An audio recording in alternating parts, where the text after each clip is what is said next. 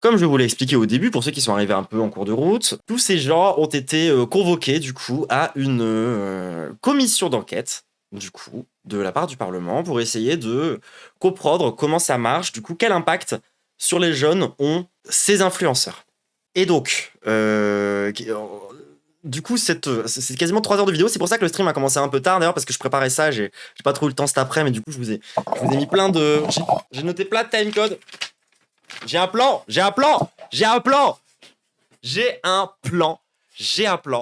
Donc du coup, qu'est-ce qu'on va faire ? On va regarder ça tranquillement tous ensemble.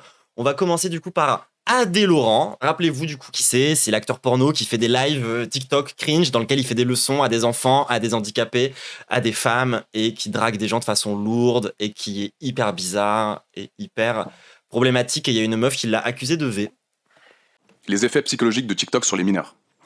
Avant tout, permettez-moi de me présenter pour dissiper d'éventuels préjugés. J'ai été sportif de haut niveau au basket, avant de me faire connaître à 22 ans dans l'émission de télé-réalité Garde à vous sur M6. J'ai ensuite participé pendant près de 10 ans à d'autres programmes de télé-réalité diffusés à la télévision. C'est à cette époque que je me suis inscrit... C'est absolument pas le pire, mais c'est pas non plus le mieux. Je pense que c'est quand même les tantis les moins... pour les réseaux sociaux. D'abord pour échanger avec les gens qui m'appréciaient dans ces émissions. Avec l'expérience acquise dans la télé-réalité, j'ai ensuite décidé de produire un contenu original et divertissant sur mes propres réseaux. C'est pourquoi je préfère être appelé créateur de contenu plutôt qu'influenceur, terme qui me réduit à une fonction publicitaire et qui nie ma liberté de création artistique. Alors vous allez voir que sa défense est nulle à chier. Production dans la télé-réalité, je suis devenu mon propre producteur. Je trouve que Nasdaq a été beaucoup plus honnête. Parallèlement, et de manière distincte, je suis depuis 2 ans créateur de contenu pour adultes. Ces vidéos sont commercialisées exclusivement sur des plateformes réservées aux majeurs. Elles ne sont pas présentes sur TikTok. Je travaille avec des actrices professionnelles majeures qui ont elles-mêmes leur compte sur ces plateformes. Après cette présentation, ils exploitent l'image de leur gosse. Oui. C'est quand même, je pense, les moins pires de la brochette. Je vais à présent tenter de vous apporter un éclairage sur ce que j'imagine être attendu de moi dans le cadre de cette commission. Genre, dans le cas de Nasdaq, les gens, il y a quand même une suspicion d'exploitation de personnes handicapées, de séquestration et tout. Je n'ai pas reçu de questions préparatoires, contrairement à d'autres personnes auditionnées. Cependant, les interventions médiatiques de Monsieur le Président de la Porte, en amont de cette commission, m'ont permis de comprendre les raisons de ma convocation. Lors d'une émission, il m'a présenté comme, je cite, un influenceur extrêmement violent qui véhicule un imaginaire sexiste. Il a aussi Alors oui, ça c'est aussi un truc qui est intéressant par rapport à cette commission d'enquête. C'est qu'elle a une saveur un peu particulière, dans le sens où, normalement, une commission d'enquête, c'est pas censé avoir une gueule de tribunal. Ça, c'est un peu vrai. Ça, pour le coup, c'est un peu vrai. Normalement, t'invites des gens, c'est pas pour les accuser de plein de trucs, tu vois, tu les accuses, enfin, tu les ramènes pour leur poser des questions, etc., sur certaines choses. Et là, j'ai l'impression quand même on est quand même un peu en train de faire le procès populaire de ces gens-là, tu vois. Mon contenu de, je cite, problématique. Car il aurait trouvé des vidéos pour adultes sur mon compte X, anciennement Twitter. Je tiens à réfuter avec force ces accusations. Premièrement, le contenu que je diffusais sur TikTok... Oui, après, oui, c'est vrai que la commission d'enquête, ça finit toujours quasiment comme ça, mais... On est les codes de la télé-réalité. J'y montrais mon quotidien, mes voyages, mes proches et mon activité professionnelle, tout en respectant les règles de la plateforme, notamment en matière de nudité. Les posts étaient accessibles uniquement aux utilisateurs de plus de 13 ans. Surtout, avant mon bannissement que je considère comme infondé et motivé par des raisons politiques. Ouais, donc il va expliquer que c'est des gens qui ont report son compte. Mes vidéos étaient disponibles sans censure de TikTok. Deuxièmement, si on prend l'exemple de la signalétique jeunesse de l'Arcom, un contenu qui évoque la sexualité adulte est classé comme interdit au moins de 12 ans à la télévision. Et donc à ce titre accessible à partir de 12 ans, comme par exemple le film 50 nuances degrés, dans lequel une femme majeure, consentante, parfois masquée, entretient une relation sadomasochiste avec un homme. L'Arcom précise qu'un contenu érotique est classé interdit au moins de 16 ans. Alors, ça va beaucoup revenir dans sa défense, vous allez voir le fait qu'il invoque le fait que la société est déjà hyper sexiste. Titre accessible à partir de 16 ans. Dans mes contenus sur TikTok, je parle parfois de sexualité, car c'est ma profession, mais je ne diffuse aucun... Je parle H24 de ça. Je dis bien aucun contenu érotique sur TikTok, accessible uniquement à partir de 13 ans. Troisièmement, contrairement à ce qu'affirmait le président de la Porte, Twitter autorise désormais les contenus pour adultes, mais restreint évidemment leur accès aux majeurs. Et pour les majeurs, les personnes souhaitant accéder à ce contenu sur mon compte Twitter doivent modifier leur réglage en ce sens. Quatrièmement, mon contenu n'est ni sexiste, ni misogyne, ni masculiniste, et je n'ai jamais été violent. Alors, pour moi, le contenu de Adé Laurent n'est pas masculiniste. Par contre, il est sexiste et misogyne. Le cadre de ma liberté de création artistique, à l'image de ce que peut permettre certaines émissions de télé-réalité, j'évoque ouvertement ma vie d'acteur de contenu pour adultes. On me juge souvent non pas pour ce que je dis, mais simplement pour ce que je suis. Ma profession suffit aux yeux de certains à me disqualifier d'office, comme si travailler dans l'industrie pour adultes empêchait d'avoir une parole responsable. Parce que je viens de la télé-réalité et que je suis acteur de films pour adultes, on me méprise en me qualifiant de beauf, comme si par définition tout contenu populaire était sexiste. Or, je parle de ma vie de manière assumée, transparente et respectueuse. Non, par définition, quasiment tous les contenus sont sexistes. Point.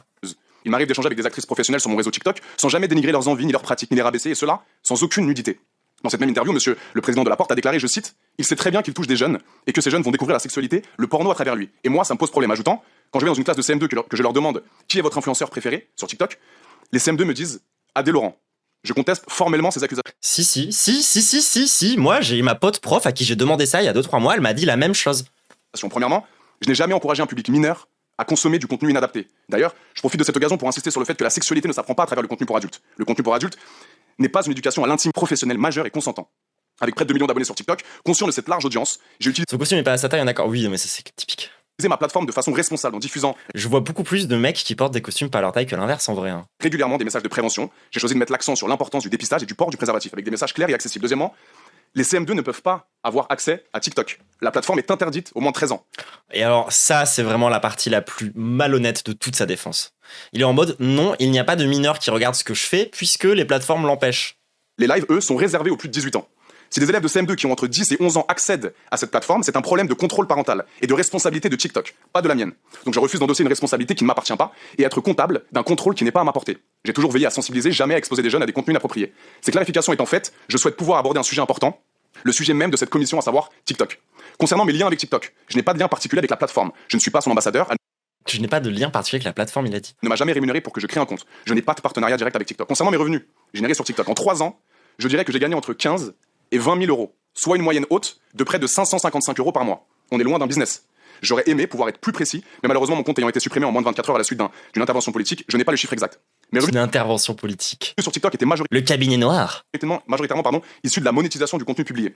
Les règles encadrant la monétisation sont très floues. Il me semble que les créateurs de contenu Mais il a pas parlé à des mineurs en live, on va y revenir. touchent entre 50 centimes et 1 euro toutes les 1000 vues pour un contenu de plus d'une... Qui lui a dit qu'il allait pas dégénérer, transitionner, etc. Bref. Les utilisateurs ont également la possibilité de faire des cadeaux qui sont en réalité des emojis monétisés lorsque le live leur plaît, mais ce n'est pas une obligation. Certains créateurs de contenu se sont adonnés à la pratique régulière des live matchs qui consiste à faire une compétition Là, il va dire je fais pas de live match. entre deux intervenants, d'échanger de manière directe et légère. Quand tu as 18 ans ou plus, tu pourras passer en live. Si nous ne pouvons pas confirmer ton âge, tu ne pourras pas passer en live. Et enfin, si nous confirmons que tu as moins de 18 ans, tu ne pourras pas accéder au live.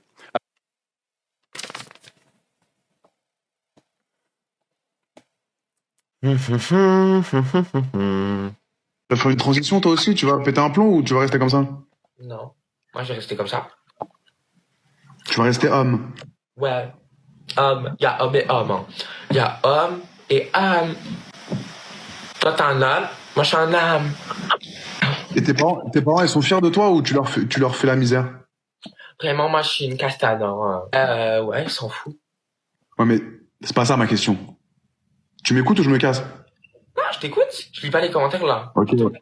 Tes darons, tu leur fais la misère ou t'arrives à... T'es bien, tu respectes la maison? Zéro mineur dans ses streams, hein, bien sûr. Heureusement qu'il a levé la main et qu'il a prêté serment. À ce sujet, Madame la ministre déléguée Aurore Berger a justifié mon bannissement TikTok sur France Info en ces termes, je cite: cette personne faisait des vidéos, notamment des lives sexuels, avec des jeunes femmes masquées, dont on ne connaît pas l'âge, où on pouvait avoir un doute sur le fait qu'elles soient même majeures, et dont on ne sait en rien si elles ont consenti à être sur ces vidéos. L'ensemble de ces accusations sont fausses. L'accès à la participation au live TikTok sont interdits aux mineurs. Aucun contenu sexuel n'est Les parents ou t'es un petit bâtard, on a envie de gifler toute la journée. diffusé lors de mes lives, il s'agissait simplement de discussions légères avec mes abonnés. Pour accéder ou participer à un live, les utilisateurs doivent faire une demande particulière. Donc toutes les personnes qui passaient sur mon live, qu'elles soient masquées ou non masquées, étaient majeures et consentantes. Non, je suis sage. T'es sage, t'es un garçon sage, tu respectes tes parents? Avant, non, quand j'étais jeune, non. Quand j'étais plus jeune. Ok, maintenant ça va, tu respectes. Concernant l'algorithme TikTok, celui-ci est flou. Mais je comprends qu'il faut être percutant et accrocheur dans les premières secondes de la vidéo, à l'image du titre et du chapeau d'un article de presse souhaitant faire du clic. Enfin, je tiens à dire que cette commission me paraît essentielle. Je trouve cette réflexion extrêmement utile avec des spécialistes sur les effets psychologiques de TikTok sur les mineurs. Je ne comprends d'ailleurs pas pourquoi l'exécutif, notamment la ministre déléguée Aurore Berger, a pris une décision hâtive pour le bannissement de mon compte sans attendre les conclusions de vos travaux parlementaires. Si les conclusions de votre commission montrent que certains contenus ont des effets négatifs sur la santé mentale des mineurs, alors je serai bien évidemment le premier à demander qu'il n'ait pas accès à ce contenu, par exemple, en restreignant l'accès de certains réseaux ou certains contenus aux mineurs de 15 ans.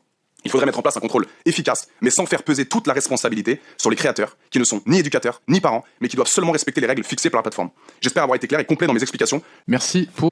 Alors, c'est un peu vrai que c'est pas que aux influenceurs, la responsabilité ne peut pas être portée que par les influenceurs, ça c'est réel. Mais il y a quand même un truc à faire, genre mon ref. ces propos. Bon alors du coup ensuite il va lui poser la question de pourquoi est-ce qu'il a été sur TikTok et ensuite de pourquoi est-ce qu'il a été ban de TikTok. Du coup je vous mets la réponse de AD. Super sympa.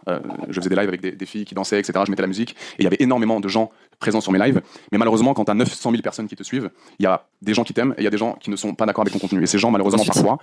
Il va expliquer qu'il a été ban de TikTok parce qu'il y aurait eu des vagues de gens qui reportent ses streams. Donc du coup c'est une décision d'un cabinet noir politique. d'être dans le sport et de créer du contenu pour adultes. Je veux surtout pas, et ça je le répète, Moment important. je veux surtout pas qu'on me compare, parce que je crois vous faisiez l'objet d'Alexis Chen juste avant. Je suis totalement, mais sur tous les points, opposé à ce monsieur. Je ne suis ni sexiste, ni misogyne, ni masculiniste. Je répète dans tous mes contenus, alors c'est pas parce qu'on me voit avec Alors, il est un peu sexiste, il est carrément misogyne et tout, mais c'est pas les mêmes, hein, par contre, ça c'est vrai.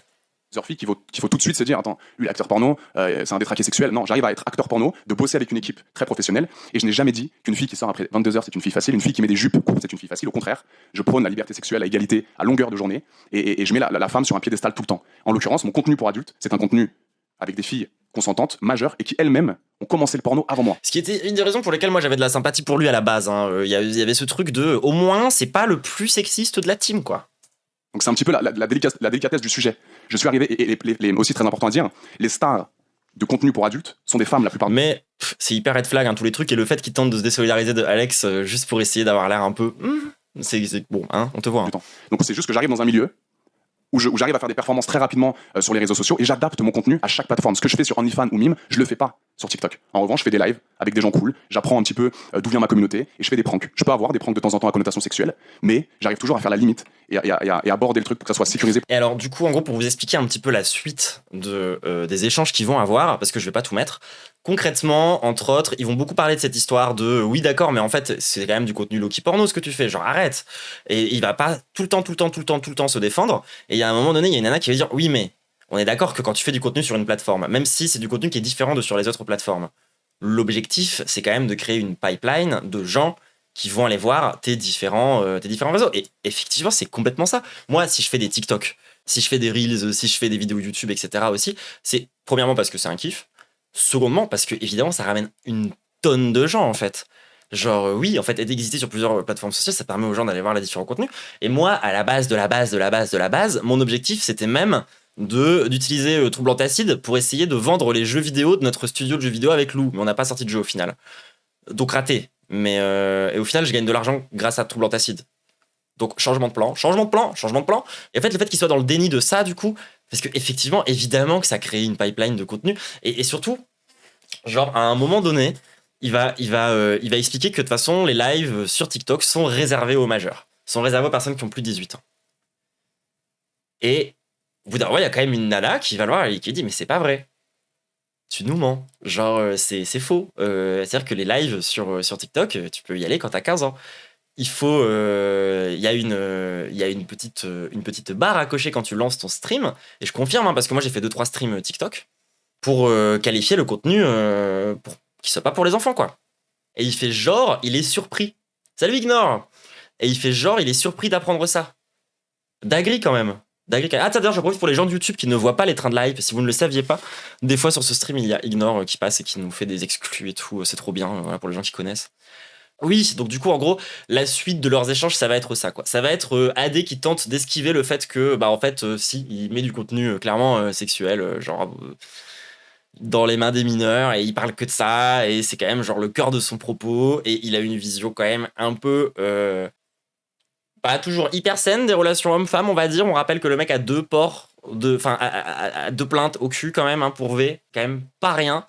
Mais ce qui va nous intéresser le plus, du coup, c'est du coup à 42 minutes, on va avoir un petit moment intéressant. Parce que du coup, bon, évidemment, ce qu'on pense de ça, c'est que c'est du gaslight. Hein. En fait, le problème, c'est que là, pour moi, Adèle Laurent, dans sa posture, il y a un immense red flag qui fait que mettre tout sur le dos des autres gens. Genre, il est vraiment sur la défensive de baiser durant tout le truc, tu vois.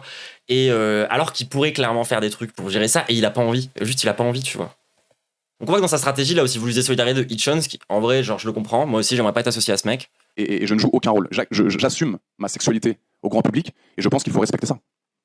Bon, oui, mais moi aussi, je respecte moi aussi, je parle tout le temps de ma sexualité et genre, je suis hyper ouverte par rapport à ça, mon ref. C'est pas ce qu'on te reproche, hein. on vient de faire un test, là on a un compte mineur test, il peut accéder au live sans problème. Donc voilà, il y a un petit sujet, mais on pourra en reparler avec TikTok la semaine prochaine. Et vous saurez maintenant que quand vous dites ça va ma puce, il y a du monde au balcon avec des propos qu'on peut qualifier de sexualisants, c'est sexualisant, et même hyper sexualisant quand vous parlez de la taille des poitrines, etc. Voilà, donc il y a quand même ces propos-là, ils sont accessibles à des mineurs. Alors, là, honnêtement, au début, on va être d'accord avec lui et vous allez voir que progressivement, ça va se péter la gueule. Parce que franchement, là, pour le coup, son move, il est assez smart. C'est du coup, en gros, le mec lui dit oui, mais attends, quand même, il y a des moments où, genre, dans tes streams, tu dis, il y a pas du monde au balcon pour parler des ins d'une meuf, c'est hyper sexualisant et tout, et je lui reproche ça, tu vois. Et en vrai de vrai, là, pour le coup, je suis un peu d'accord avec sa défense. Je vais faire la comparaison, vous allez me dire si je me trompe. Quand on va sur YouTube et qu'on voit un clip d'un jeune homme qui incarne tous les codes de la virilité, costaud, grand, dents blanches, et qui fait un clip avec 10 filles dénudées, presque nues, est-ce qu'on va faire une commission d'enquête parlementaire pour savoir s'il faut bannir son compte YouTube ou faire une commission de savoir si les mineurs doivent avoir accès à Spotify ou à iMusic? Encore une fois, j'ai pris 2-3 exemples. Je vais lire parce que je... Alors bon, les exemples sont pas... Alors, le premier exemple est bien choisi, puis ensuite... Voici quelques chansons accessibles en libre accès sans condition d'âge. Michel Sardou.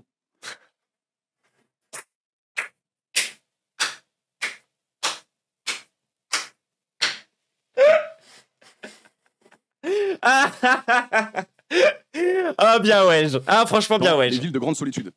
J'ai envie de violer des femmes, de les forcer à m'admirer, envie de boire toutes leurs larmes. Bruno Mars dans Runaway Baby. Tellement de jeunes lapines pleines d'envie que j'aimerais choper, mais même si elles me mangent dans la main, il n'y a qu'une seule carotte et elles vont toutes devoir partager. Orelsan, dans sa chanson, excusez-moi du terme, sale pute, sur YouTube, donc sans limite d'âge. Il a acheté Orelsan sous le c'est là que ça redevient pas basé. T'es juste bonne à te faire péter le rectum, même si tu disais des trucs intelligents, t'aurais l'air conne. Je veux que tu tombes enceinte et que tu perdes l'enfant. Tu es juste une putain d'avaleuse de sabre, une sale catin, un sale tapin.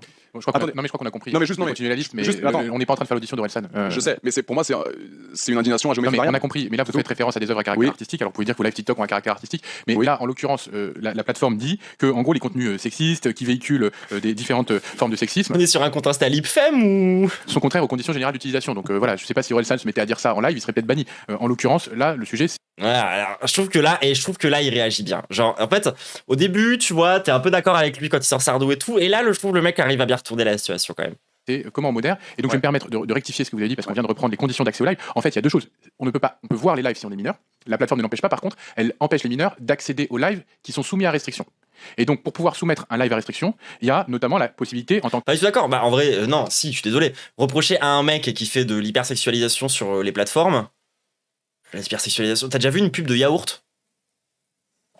hôte d'appuyer sur le bouton restriction sur le live. Est-ce que vous, quand vous créez un live, vous appuyez sur le bouton restriction ou pas? Non, parce que la plupart du temps, mes lives sont bon enfant, sur un... Il est contre son camp là mon ref. Les autres c'est pire, c'est pas une vraie tech. Non mais il dit pas que les autres c'est pire, il dit que les autres c'est pareil. C'est pas pareil, enfin c'est pas une question de il dit que les autres sont pires. Genre simplement tu peux pas reprocher à ce mec genre la misogynie ambiante dans la société aussi, tu vois. ton léger, humoristique, et il n'y a rien de... Voilà. Donc vous considérez que vos lives sont accessibles aux mineurs et donc voilà les propos que j'ai Non, non, j'ai juste dit tout à l'heure que c'était accessible uniquement aux majeurs. Mais je viens de vous dire que non, en fait, Bah, les lives sont accessibles. Parce que vous avez. Non. Ah là il s'est bien fait piéger. Hein. En fait, vous lisez les conditions. Moi, Oui. je peux vous le relire. Je vais vous lire ce que vous m'avez lu parce que c'est important aussi, puisqu'on aura cette discussion aussi avec TikTok. Nous déterminons ton éligibilité au live si nous confirmons que tu as 18 ans ou plus. Si nous confirmons que tu as moins de 18 ans, tu ne pourras pas accéder aux lives pour lesquels tu ne respectes pas les conditions d'âge. Donc, c'est-à-dire les lives qui sont restreints aux mineurs. Mais sinon, on peut accéder aux lives aux mineurs. TikTok reconnaît que les mineurs peuvent regarder Ce public de collégiens écoute pas Sardou, non, ils écoutent des trucs beaucoup plus red flag. des lives. Puisqu'ensuite, il précise que pour qu'un live soit Non, il y a pas plus red flag que Sardou. Non, ils écoutent des trucs comme bien red flag. inaccessible aux mineurs, il faut que les hôtes aient choisi de faire en sorte que leur live soit particulièrement signalé. Ça, c'est qu'ils soient avec des restrictions. Je vous invite à aller sur le site support TikTok Safety, le Content and User Safety, Age Restricted Content on TikTok Live. Voilà. Ouais, Donc, j'ai voilà. peut-être mal exprimé. Donc voilà, je me permets de préciser ça. Donc ça veut dire que les lives sont accessibles aux mineurs, sauf restrictions que vous ne faites pas. Voilà, Madame Marie-Boy. Je pense qu'on n'est pas là pour essayer de vous bannir de TikTok. On est là pour essayer de comprendre. Oui, mais on n'est pas là pour. Mais c'est pas nous, c'est pas la commission d'enquête qui l'a fait. On est là pour essayer de comprendre et comprendre comment on va pouvoir protéger les mineurs. Donc en fait, on vous auditionne pour comprendre comment vous vérifiez l'âge, comment ça peut être bien contrôlé, tout ce que vous faites et obtenir aussi de votre part, de votre réflexion, des années où vous avez utilisé TikTok, comment on peut nous en tant que parlementaires pouvoir régler et protéger les enfants et les très jeunes enfants. Donc on est là aussi pour essayer avec vous de comprendre comment vous fonctionnez. Et lui, il est vraiment là pour sauver son business, par contre. Ça se voit, tu vois. Genre, il y a plein de moments, en fait, il va détourner le truc pour dire, mais non, il n'y a pas de mineurs, c'est pas possible. C'est la photoplateforme, etc. Et vous allez voir que, en fait, en contraste avec Nasdaq, que j'ai trouvé, pour le coup, beaucoup plus honnête, bah, c'est une défense qui se pète quand même bien la gueule, hein, je trouve, pour être parfaitement honnête. Hein. Genre, au bout d'un moment, mon ref, t'es conscient qu'il y a des enfants, il y a des gamins dans tes streams, arrête de faire critiquer, tu vois. En fait, le problème, c'est qu'il y a plein de moments où, genre, je la trouve pas si intéressante que ça, ce passage-là de Adèle Laurent, parce qu'en fait, bah, il ment. C'est du mensonge. Je sais pas, genre, C'est faux. Il y a tu fais pas ce que tu dis que tu fais. Moi, je suis d'accord sur le côté. Sur le côté, il y a des gens qui veulent le terminer parce que c'est un mec un peu bof, parce que c'est un gars qui est pas issu de la bonne classe sociale, parce que c'est un acteur porno, parce que ceci, parce que ceci, parce que cela. C'est des trucs sur lesquels je suis un petit peu d'accord. Lui reprocher d'être sexiste, oui, il est sexiste, etc. Au bout d'un moment, c'est pas genre un militant politique, tu vois. C'est pas un mec qui a non plus théorisé son sexisme, qui théorise sa misogynie et qui se pense supérieur aux femmes. C'est pas comme ça que ça fonctionne. C'est pas genre un raptor dissident, c'est pas un papacito, c'est quand même assez différent. Après, ça reste quand même un mec qui, du coup, derrière, de par sa position, etc., reproduit énormément de violences sexistes, tu vois. Et c'est quand même un immense problème. Le vrai souci, il est pas tant là que dans son rapport aux mineurs, en fait, hein, tu vois. Qu'il y ait des mecs misos sur les différentes plateformes, les gens, on en aura toujours des comme ça, tu vois. Pour le coup, non, le problème, c'est quand il parle à beaucoup de mineurs et qu'il est très violent, très psychophobe, très transphobe, très LGBT-phobe, etc. et tout, à plein de moments, tu vois. Même s'il l'est toujours de façon un peu naïve, etc. et tout, ça reste un peu mis en scène de façon un peu cringe. Mais oui, je trouve que il y a cette espèce de côté bizarre où il y a quand même, il faut le reconnaître, une odeur un peu bizarre de mépris de classe. Je pense quand même que c'est là, tu vois. Malgré le fait qu'il y a des reproches hyper légitimes à faire à ce mec. Ça reste un peu un problème.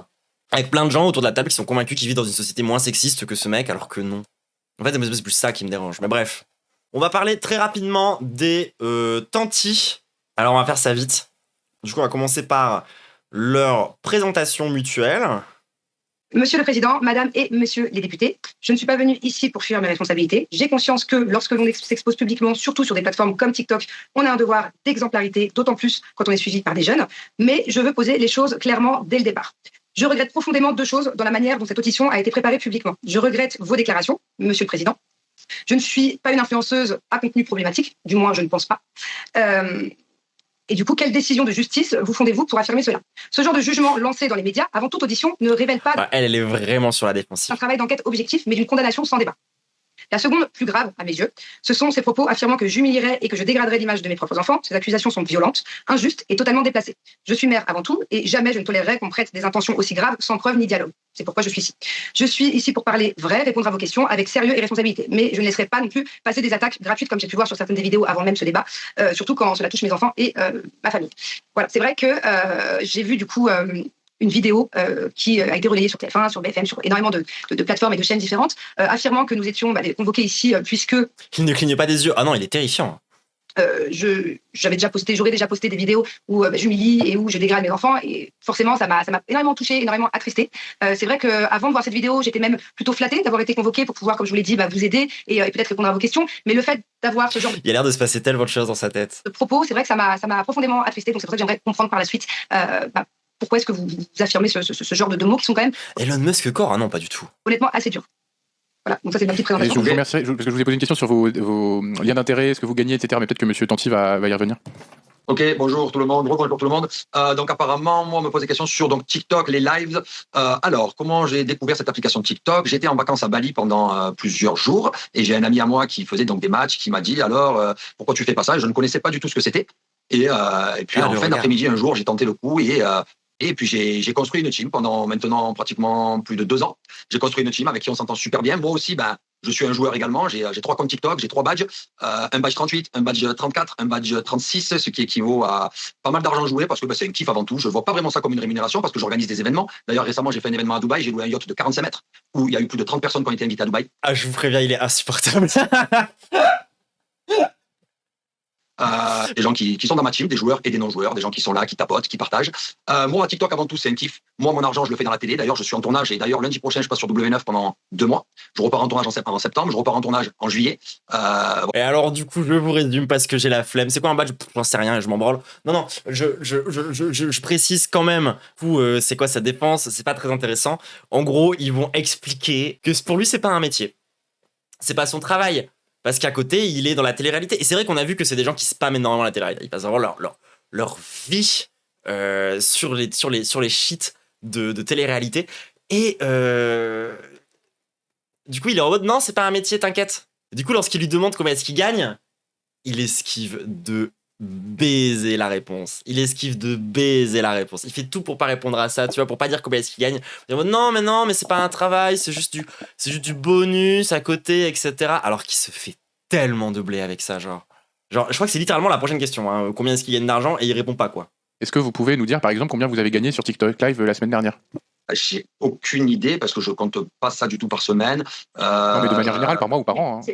C'est très facile pour vous de calculer. Il y a des applications d'ailleurs maintenant qui existent pour calculer ce genre de revenus. Oui, alors moi j'ai été voir, mais c'est vrai que c'est très dur. La semaine dernière, j'ai l'impression que vous avez gagné environ 10 000 $, mais je sais pas si c'est quelque chose qui s'apparenterait à ce que vous avez effectivement touché, parce que ça voudrait dire que vous gagnez. Genre 10 000 $ par semaine, mais c'est pas un métier, t'inquiète, hein, c'est pas un taf. Alors il faut savoir que TikTok, ils prennent 50% des gains. Oui, alors là c'était Allez, à peu près.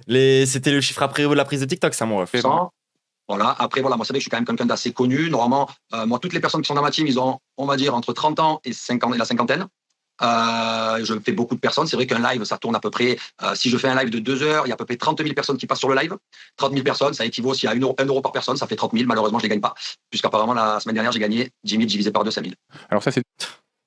Non, c'était après Division, mais c'était sur le site où j'ai été. Mais après, voilà. Après Division. J'ai du mal à voir après, exactement. Je sais pas si vous avez moyen de savoir ça, mais on est preneurs, nous. Ce sont les gens qui gagnent de l'argent toujours à disparaître des impôts en permanence, ça. Après, Et des taxes, et des machins, et de ce que prend la plateforme. Comprendre dans les matchs, c'est que déjà, il y a les matchs Puis même s'ils faisaient 5 000 € par semaine, en fait.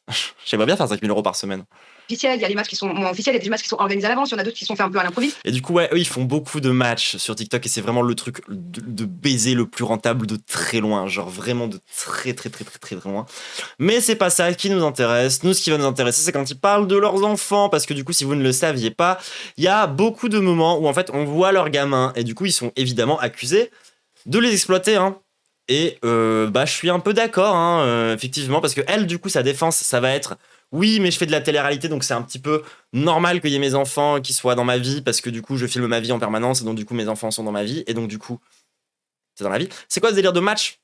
Concrètement, il y a deux personnes en face à face. Vous pouvez leur faire des dons en argent à travers du coup l'achat d'émotes payantes, genre c'est des cœurs, des machins, des trucs comme ça, qui fait que du coup ils gagnent de l'argent grâce à ça. Et en gros, le match, c'est genre il y a deux personnes qui sont face à face. Et celui qui gagne le plus d'argent gagne le match. Donc c'est juste inciter les gens à te donner plus d'argent que le mec en face. Moi, le tout premier match que j'ai vu de toute ma vie, il y avait des gens en train de hurler avec un drapeau palestinien en face de gens qui étaient en train de hurler avec un drapeau israélien. C'est le tout premier match que j'ai vu de ma vie. Donc j'étais en mode ok, l'or absolument maudit, définitivement. Mais oui, donc du coup, on a dit les enfants, c'est hyper intéressant parce que du coup, elle dit que oui, en fait, ils font partie de ma vie c'est mon métier, donc en fait, c'est normal qu'il y ait mes enfants dans ma vie, etc. Mais au-delà de ça, ils ne travaillent pas pour nous, au contraire, ils ont envie de se filmer plus, etc. Bien sûr, c'est pas du tout. Parce qu'évidemment, la pensée d'un enfant est parfaitement libre et ils prennent des décisions de façon parfaitement éclairée, hein, c'est bien connu, hein, les enfants, en général, ils sont pas matrixés par leurs parents, par exemple. C'est jamais le cas, Il y a un droit à l'image et c'est strictement. Les enfants enseignent. Ouais, les parents. Et qu'il y a des mannequins, comme vous dites, enfants. Est-ce que vous pensez que, ou dans un film, les acteurs, est-ce que vous pensez que les enfants consentent du coup? Ou est-ce que plus tard, ils ne peuvent pas reprocher aux parents? Ils signent un droit à l'image et c'est strictement. Les enfants enseignent. Les parents signent pour leurs enfants un droit à l'image et en fait, les revenus sont mis sous séquestre, c'est très encadré et c'est limité à un certain nombre, par exemple. Il n'y a pas de revenus. Quand on va avoir un enfant de moins de 6 ans, il va y avoir des revenus pour l'enfant dans la publicité Babybel, hein, l'enfant va être payé parce que c'est. Ouais, les enfants sont payés et ils toucheront l'argent quand ils seront majeurs. Un mannequin et ses revenus seront mis sous séquestre et il va y avoir en fait un contrat de mannequinat qui va être fait et si par exemple c'est moins de 6 ans, c'est pas plus de. Alors que là, dans les faits, ces enfants, quand ils seront majeurs, ils pourront juste fermer leur gueule. 45, je crois, minutes de tournage par jour ou quelque chose comme ça. Donc voilà. Et la limite légale, elle est à 45 minutes de tournage. Et c'est extrêmement. Ils ont quel âge leurs gosses? Ils sont très jeunes. Régulé, extrêmement réglementé. Alors, je comprends, mais encore une fois, moi, je ne me sers pas de mes enfants pour faire d'argent sur mes réseaux sociaux. Elle a fait une publicité Shein Family il y a pas longtemps. De l'argent sur les réseaux sociaux et grâce à mon quotidien et mes enfants font partie de mon quotidien. Voilà, donc en fait, ce qui alimente aussi votre notoriété et la viralité des contenus, c'est l'exposition de vos enfants. Bon, puisque si demain hier je n'avais pas eu d'enfant. Et ouais, du coup, sa défense à elle, c'est de dire si j'avais pas eu d'enfant, j'aurais quand même fait ça. Et genre, mais non, du coup, t'aurais pas pu faire la pub, la famille Shein. La même chose en fait, et j'aurais aussi très bien gagné ma vie. Et puis deuxièmement, dans ces cas-là, je ne suis pas contre, mais alors il faudrait que les réseaux sociaux interdisent aux influenceurs et aussi aux personnes lambda qui postent leur enfant aussi, leur demander. Vous voyez ce que je veux dire dans ces cas-là? Moi, je suis pas contre. S'il y a des nouvelles régularisations qui sont mises en place, on est pour. Mais dans ces cas-là, il faut mettre tout le monde dans le même panier, personne connue, personne pas connue. Vous voyez ce que je veux dire?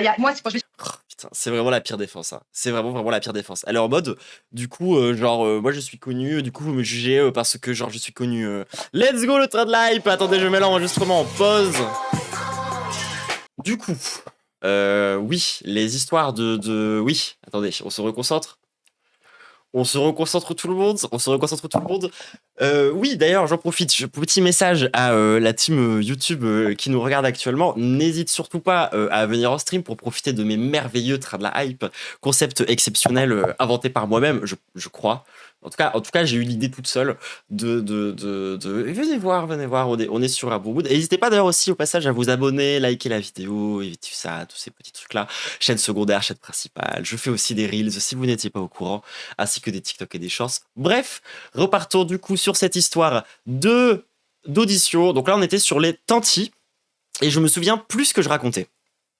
J'aurais fait exactement la même chose en fait. Oui, c'est ça. Son argumentaire éclaté qui consiste à dire que si elle avait eu des enfants, si elle n'avait pas eu des enfants, elle aurait quand même fait des pubs. Donc au final, ça veut dire que elle ne fait pas travailler ses enfants. Voyons, c'est logique. Je veux dire, connectez les points un peu.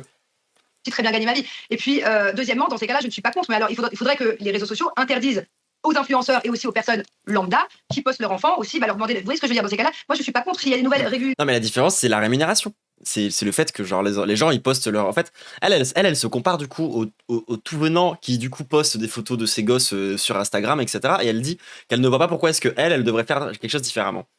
Mais la différence, c'est que toi, c'est ton taf en fait. C'est ton taf. Genre, ça fait partie de ton travail, contrairement à ce qu'affirme ton mec qui dit non, moi je suis un pur acteur de télé-réalité. Vous êtes aussi influenceur en fait. Régulations qui sont mises en place, on est pour. Mais dans ces cas-là, il faut mettre tout le monde dans le même panier, personne connue, personne pas connue. Vous voyez ce que je veux dire? Moi, quand je vais sur Instagram, je vois des mamans avec leurs enfants. Ouais. Enfin, dans ces cas-là, il faut tout simplement interdire de diffuser. Ouais. Juste, j'ai une petite parce que là, on vient d'aller sur votre compte Instagram avec Madame la rapporteure et on voit une publication que vous avez faite, Family Shein, en faisant de la pub pour Shein il y a 3 jours.